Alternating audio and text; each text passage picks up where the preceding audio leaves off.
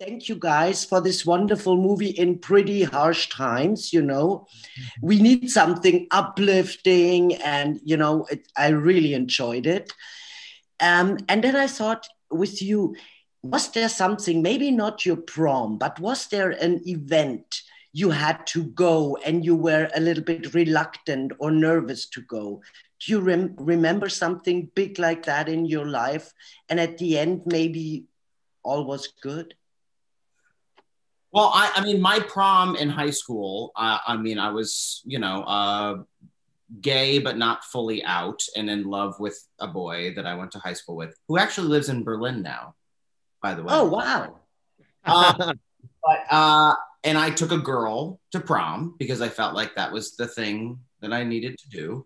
Yeah, so I would say that. I mean, I think that's why this movie really resonated with me, and why the Broadway play really resonated with me, is because if this existed when I was in high school, I would have felt so seen and so heard, and I would have been so thrilled to get to see myself reflected in that way. But yeah, I would say my prom, Matilda, that was a tricky one. But Andrew, I think it's today still like that a lot of people didn't come out yet, and they don't dare, maybe for the rest of their lives. And especially in the prom, when you felt you have to live a lie, that must be horrible. Yeah, I mean, look, my coming out experience was actually not terrible, considering, I have a very loving family. They were very accepting. I moved to New York when I was 19 to go to college, and then immediately fell into a group of people that were very supportive. And so I had a pretty an easy path, I have to say. But yeah, I definitely, I feel very grateful, because I know that that's not the situation for a lot of people.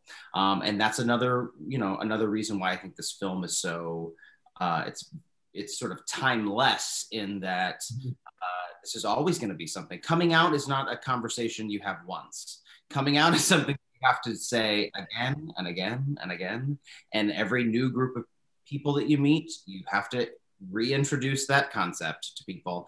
And it's a kind of a long road sometimes.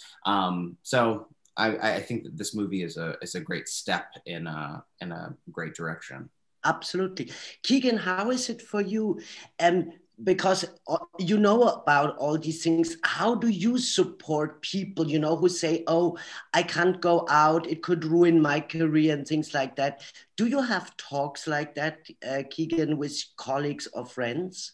I have not had a lot of occasion to do it. But when I have, I have had, the thing that would be most important to me is to let people know that there is support out there for them. And it's interesting because in the film, I find it quite fascinating that Jo Ellen's character, Emma, she makes this song, she makes a YouTube video. And it's a blessing that we have this kind of technology now, because you can find a forum, you can find a group, you can find a community, and and they don't have to be near you. You could live in a remote place in the world and still find a community that can show you support. Because the fact is, they are there. Those people are there. You're not having this harrowing singular experience. If there's someone else who's sharing an experience that's similar, it can really be helpful for you. It can embolden you, and you hopefully, at the very least, you would have that outlet.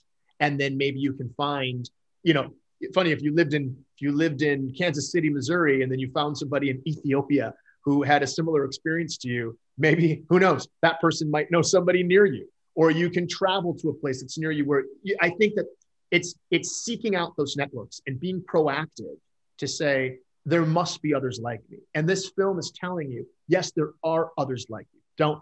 Never fret, and don't despair.